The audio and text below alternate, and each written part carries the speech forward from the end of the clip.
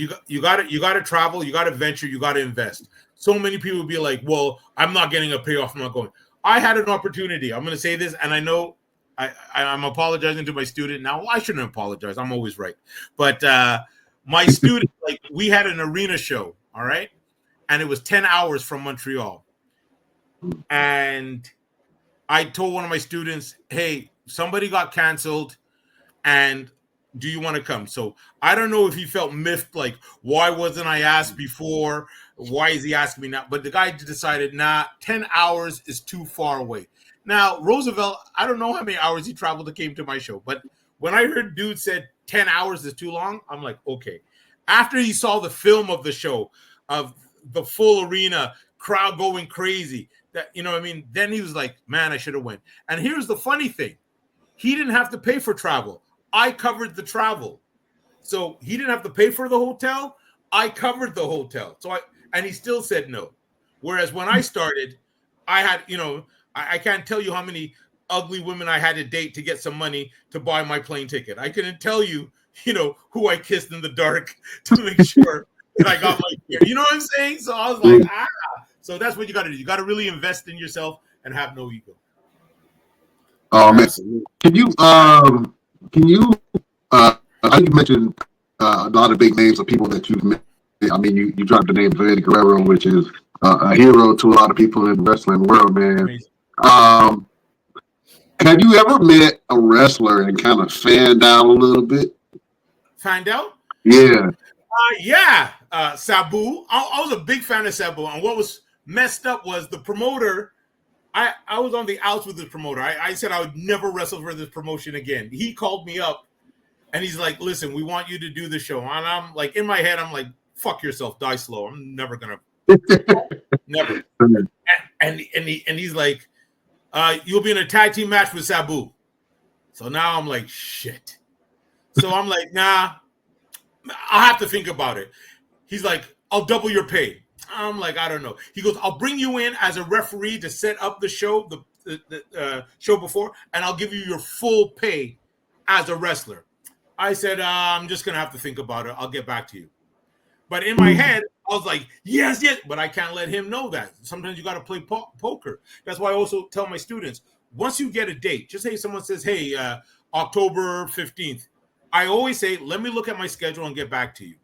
You know what I mean? And it's not to punk them off or anything, but too many rookies are so okay.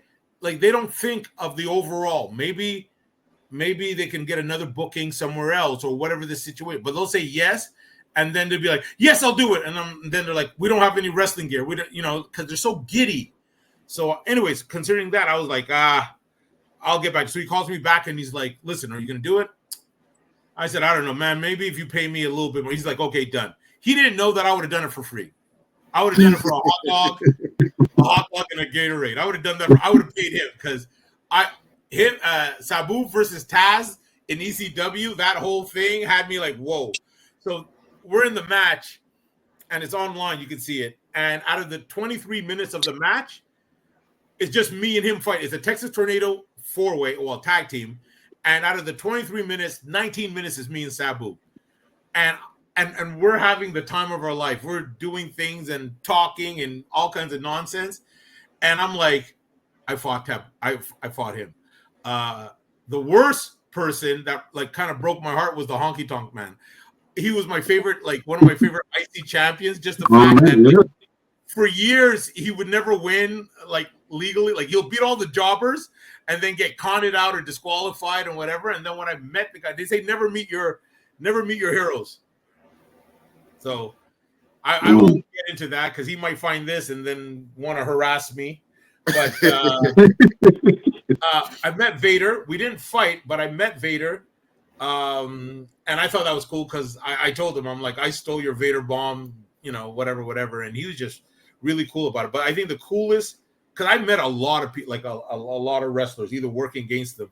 And it's just like little interesting, funny things. So Demolition is there. And I met them a year before when they were in Montreal. Didn't wrestle them, but I asked for a picture. So I got a picture with them. Then a few years later, I saw them again because we're at another show. And I brought the picture and I asked them to sign it. So we got into talking and stuff. And they noticed I was doing the Abdullah gimmick. And Smash was really cool. Just sitting down, talking to me all the time. And I'm like, these guys are really cool. The next day, because it was like a 3-day tour, the next day I walked past them because the backstage where they were, it was full. There's too many people and whatever. So I was going to go to the second room. And Smash is like, where are you going? I said, I'm going to go to the other room. There's no room. He goes, why don't you want to sit with us?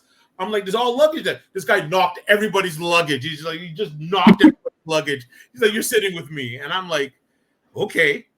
So he was cool. There's a lot of people. I met Rick Martel. He was cool. And it was cool because the AWA World Championship is my favorite belt of all time. And the first Pro Wrestling Illustrated book I ever saw was him on the belt on the front page with the my favorite belt. That's the first time I saw the belt. And when I found Rick Martel was from Montreal, I found out. I'm like, he's a world champion and he's in Quebec. So 15 years later, I'm on a TV show because I'm a wrestling consultant for a lot of the film and TV shows that happen in Quebec. So I was on the show for 2 seasons where I did all the storytelling, like all the wrestling movements, the stunt guys, the coordinators, and stuff like that. And for the last episode of that show, it had Rick Martel. The actor was going to fight Rick Martel in the main event or whatever. So anyways, I hear him talking about some stories that nobody's like, hey, do you remember this? Do you remember this? And I'm like, I remember this. And I started talking to him, and because he was talking about one time he took a beer bottle, smashed against his head, and busted it open. It was like a big deal. And I'm like, I know. He's like, you do. And then we start talking, and I tell him the story.